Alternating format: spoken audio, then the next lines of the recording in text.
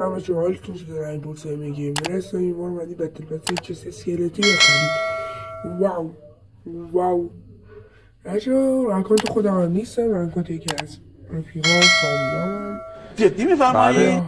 بریم که داشته آقا اینجا نگو تازه رسوندم به 49. همین که رسوندم گفت 49 کن بیاور متپس بخر. اولون یه بررسی کنیم که اسکین داره واقعا قشنگه، موومنتش هم خوبه. یه دونه از این کدو زیرش قشنگه. مشکل داری از این آرپیچی میگم، یه دونه از این تیر زیاد میخوره از یه دونه کالین کارس قشنگه. شیرین قندادیه. What? اصلا چه اسکلتی اومدم بزنم جز این چشماشو ندارم، اصلا اومدم برای همین بزنم چشماشو فقط. اسکین چرت و پرت داره.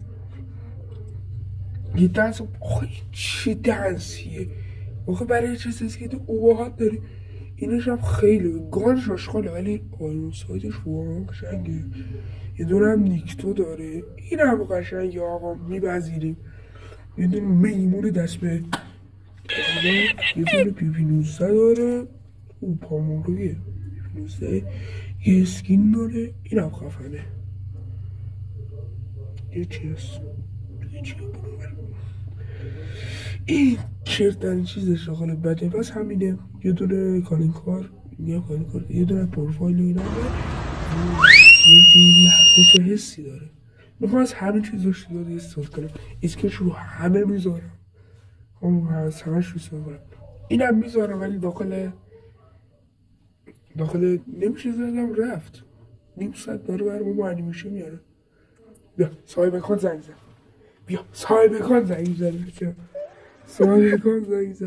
کارین کارتش هم میذاریم. قندادیش رو نتونستم بذارم، قندادیش بذاری بچه ها نمیدونی این چه حسی داره. این چه حسی داره که وای جن نه ببخش بچه در زیادی زوغ زدم. اصلا تو عشقی تو اصلا این اصلا از روش میگذرم نخوندم دنسرم میزنیم روی اینجا. بعدی چیه؟ اینش هم خیلی خوشگله. یه تصمیم داره ایچس بدم اینو رو یادم فرستادم اصلا نتونستم گپری بگیرم. سایه فقط میگفت ویدیو رو بگیر برو بیرون. سایه بچه خوبیه سایه بگانت. اینو نیکتو هم میزد تو زامبی حال کنه. مشکل داری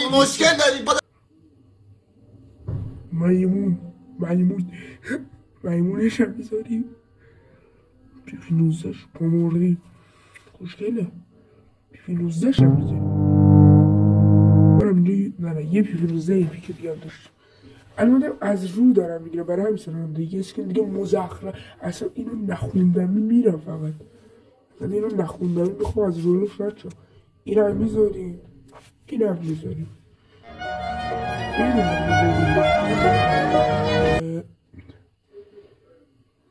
بچه بس تموم شد. این میخوام تا 50 ببرم شده بکنم با 50 تا 50 یه دونه اینجا میخواد ایچ اسکیتی بیم دست بخواستم اینجا ایچ اسکیتی میرم دستم بعدش گفتم گال لجند داره گرفته تو دستش. الان میکنم که 12-13 بتل پسشه. اینم گفتم تا 50 باید اتون ببرم. بای بای.